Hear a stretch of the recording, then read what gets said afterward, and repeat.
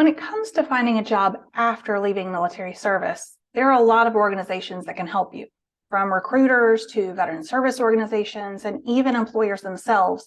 There are a lot of options available to you and a lot of focus on helping veterans find civilian employment.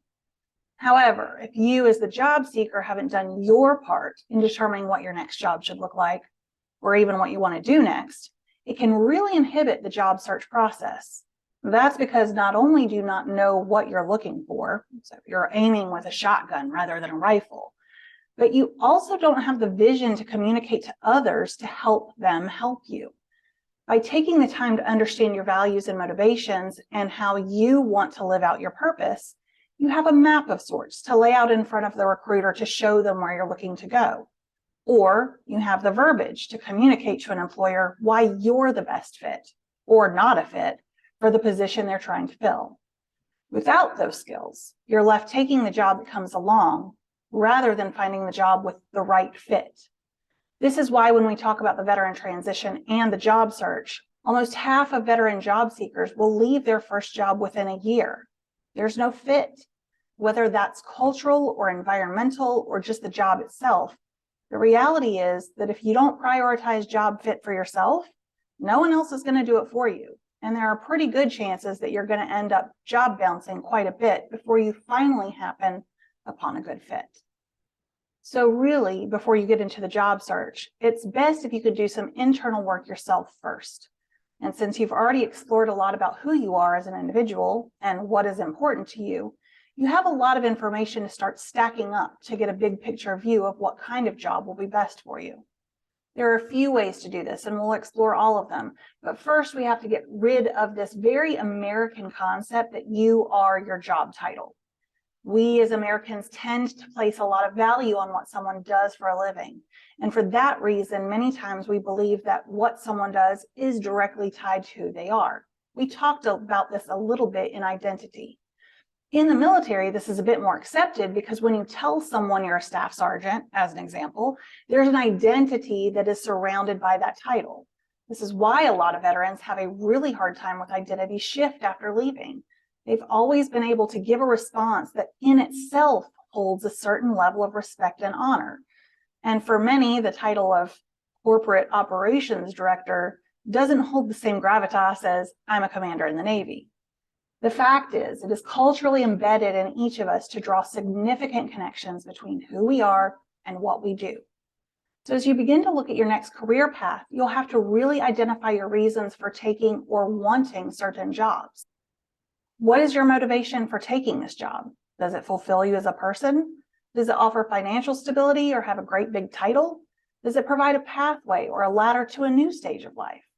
Whatever those reasons are, own them. That honesty with yourself will get you a lot further and a lot faster than trying to be something that you're not. When on the job search, it's easy to get bogged down in job descriptions. Can I do this, or do I have the qualifications for that? And then you apply, and if you're lucky enough to get the interview, or better yet, get the job, you just take it and move on.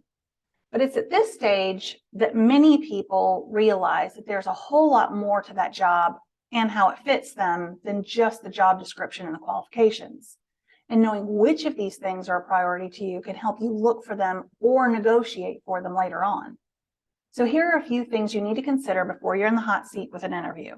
And remember, there are no right or wrong answers here. It's simply an inventory of the type of situations that work best for you and using that information as a ruler against each job opportunity that comes your way. Number one, what's the salary? Does it fit within the income range that you need to bring in order to live the life that you want to have? What's culture like? Are people connected and friendly? Is there a team culture, or do employees work on their own? Also, what's the reputation of the company in the community and online? Your position. Is the title important to you? Do you feel that the title accurately describes the position you're in? Remember, this title will become a piece of your identity, so understanding the position and how it's perceived by you and by others is important. The location. Is the job in a location that works for your life? Will it take a long commute or time away from other roles or responsibilities?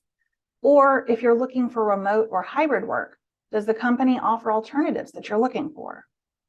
The hours. Does the required schedule fit your lifestyle? Does it allow you to fulfill other responsibilities, such as a parent or a caretaker, to your family or friends? Is it flexible or is it rigid? And is there an expectation of overtime or being on call? These are things that are helpful to know up front. Benefits. What benefits are offered? How do those inclusions affect your take-home pay or benefit your lifestyle? Keep in mind that benefits includes more than health insurance. It can also mean retirement plans, paid time off, educational opportunities, leadership training, or even an on-site veteran peer group. But remember this, benefit is only a benefit if you use it and if it's worth something to you. Company size. Is the size of the company a fit for what you want? Is it small and intimate, or is it large with a lot of growth potential? The level of responsibility. What is your level of responsibility within the company, for your own work or for other people? Also, what type of manager would you be responsible to, and can you work with their style of management? Values alignment. Remember those values you explored earlier? Are there any conflicts in the corporate values of that company with the ones that you hold? What values in a company are most important to you? And if they don't have them, are you willing to forego them for the job in front of you? When you go through this exercise, you'll quickly realize how many layers there are to finding a perfect job fit, and also that perfect may not actually exist. So as you go through the above, make sure you note which ones are the highest priorities and which ones you could work on or negotiate on.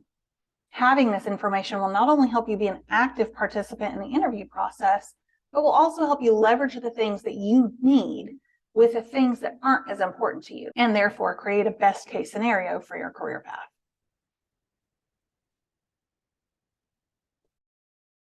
Now, the ideal situation is to find a job that not only checks off all the boxes in terms of location, salary, hours, benefits, and culture, but also one that allows you to flow in your purpose. Sometimes, however, that's not possible. Some of us have to take a job to pay the bills, regardless of what it offers us in terms of payoffs to our humanness. Some of us will deal with terrible bosses or a lesser pay than we deserve because the long-term goal is more important than the short-term inconvenience. But wherever you fall in that spectrum, I want you to remember this one thing. Purpose is a direction. And because it is a direction, not a place or a job that you're trying to get to, it is possible to find ways to fulfill that in almost any situation if you're looking for it. One of the easiest ways to start identifying what purpose looks like in a career is to leverage the Japanese concept of ikigai. You may have seen this graph before, but generally it explores your reason for being. While the concept explores different aspects of your entire life, we're just going to grab out a singular part of it for our purposes here. In this graph, you'll see 4 large areas that we want you to explore. What you love, what the world needs, what you can be paid for, and what you're good at. From there, you can see the intersections of those areas, some of which we've already explored. At the intersection of what you love and what you're good at is passion. When you find what you love and what the world needs, you've found a mission. When you've found something the world needs that others will pay you for, that's a vocation. And if you can be paid for something that you're good at, it becomes a profession.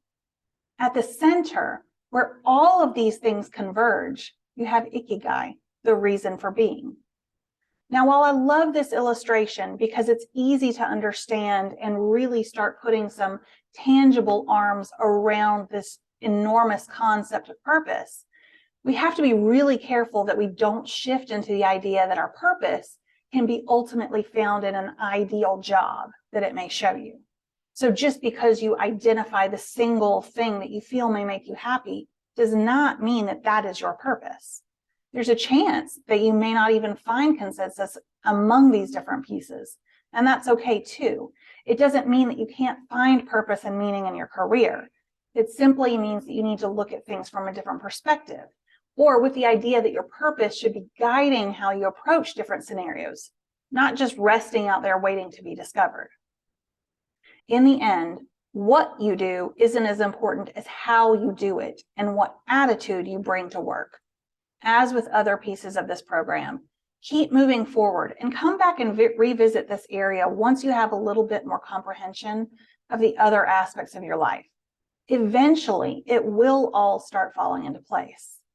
And one final thing, no matter what you've been told, the job search isn't easy for veterans because everyone wants to hire them. The truth is that while being a veteran is a great thing to have on your resume and shows your experience in some really strong areas, there are still a lot of hiring managers that don't understand the language, how the military operates, or what any of your accolades mean. In the end, it's up to you to be able to communicate how your military service benefits them and why you're the perfect person for the job, regardless of your past experience. So while there are a lot of opportunities out there for you and a lot of people willing to help, don't leave the work of finding the ideal job to someone else. Figure out what you want now and then go in search of that. You're far more likely to find something if you're looking for it than if you're waiting for someone to drop it in your lap.